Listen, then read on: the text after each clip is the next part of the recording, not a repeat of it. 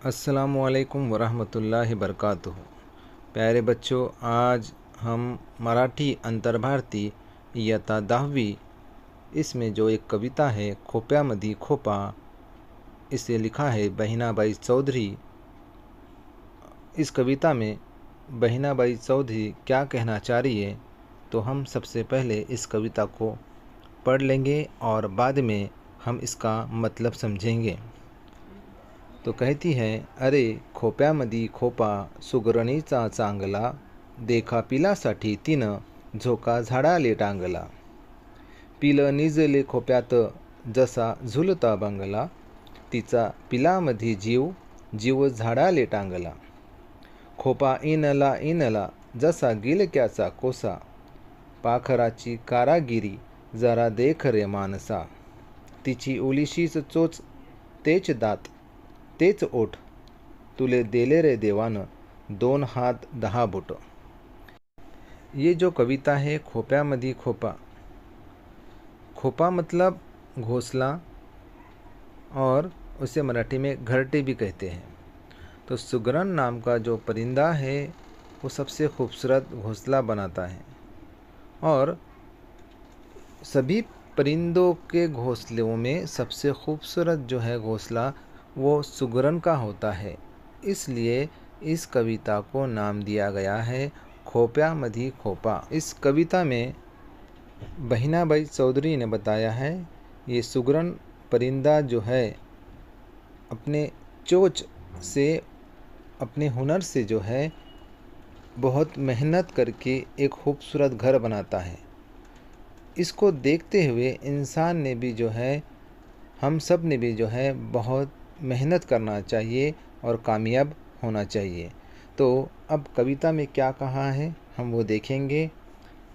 पहले 4 लाइन में कहते हैं, अरे खोप्यामधी खोपा सुगरणीचा चांगला, देखा पिलासाठी तिनं झोका झाडाले टांगला. इसका मतलब ये हो रहा है कि खोपा यानी घोंसला, यानी घोंसलों में सबसे खूबसूरत सुंदर घोंसला जो है वो सुगरण परिंदे का है और उसने अपने बच्चों के लिए उस घोंसले को पेड़ पर टांग दिया है, लटका दिया है. तो उसको मराठी में अर्थ होता है की घरट्यांमध्ये सर्वात सुंदर घरटं जे आहे सुगरणीचं आहे आणि तिनं जे आहे आपल्या पिलासाठी झोका झाडाला बांधला आहे. आगे आया है, पिलं निजले खोप्यात जसा झुलता बंगला, तिचा पिलामध्ये जीव जीव झाडाले टांगला. यहाँ पर निजले यानी सोए हुए, झूलता यानी झूलने वाला, बंगला बंगला यानी उसका घोंसला और पिलामध्ये जीव, पिलामध्ये यानी उसके बच्चे में, जीव यानी जान.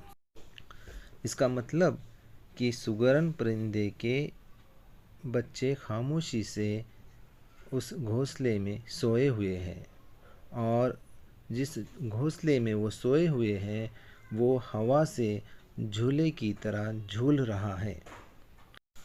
आगे कहते हैं, तिचा पिलामध्ये जीव जीव झाडाले टांगला, यानी उसके बच्चों में उसकी जान है और वो जान जो है उस पेड़ पर है. तो यहाँ पर मराठी में कहेंगे की सुगरण पक्षीचा जीव जे आहे तिच्या पिलामध्ये आहे आणि तिची पिलामध्ये जे आहे खूप माया आहे, तिचा जीव आहे आणि असं वाटत आहे की त्याचं प्राण जे आहे त्या झाडाला पिलासाठी टांगलेला आहे. आगे कहते हैं, खोपा इनला इनला जसा गिलक्याचा कोसा, पाखराची कारागिरी जरा देख रे मानसा. इनला इनला इसका मतलब है बुनना. खोपा इनला इनला यानी जो है खोपा घोंसला जो है बुना है उसने, किस तरह, एक नक्शीदार जाली की तरह. यानी यहाँ पर एक अल्फाज आया है गिलक्याचा कोसा. गिलक्याचा कोसा यानी जो तुरई होती है, तुरई जब सूख जाने के बाद में जब उसमें से एक नक्शीदार जाली बचती है उसे कहते हैं. तो यहाँ पर वो कहती है कि खोपा इनला जसा गेल क्याचा कोसा, यानी उस जाली की तरह उसने अपने घर को बुना है। पाखराची कारागिरी ज़रा देख रे मानसा, वो इंसान से कह रही है कि किस तरह इस परिंदे ने अपनी चोंच से जो है अपने घर को बहुत ही खूबसूरती के साथ मेहनत से अपने हुनर से जो है बुना है, बनाया है। तो इंसान को भी जो है वो इसे देखने के लिए कहती है, इस परिंदे की जो है मेहनत को देखने के लिए कहा है। आगे कहती हैं, तिची उलिशीच चोच, तेच दात तेच ओठ, तुले देले रे देवानं 2 हात 10 बोट। यानी उसकी एक छोटी सी चोच है, उलिशीच यानी छोटी सी, इवलिशी छोटी सी चोच है, वही उसके दांत है और उसके ओठ हैं। और इस छोटे से परिंदे ने जो है अपने चोंच से सुंदर घर यानी घोंसला बनाया है। तो ऐ इंसान, तू जो है, तुझे तो अल्लाह ने जो है, परमेश्वर ने, ईश्वर ने जो है 2 हाथ दिए हैं और 10 उंगलियां दी हैं।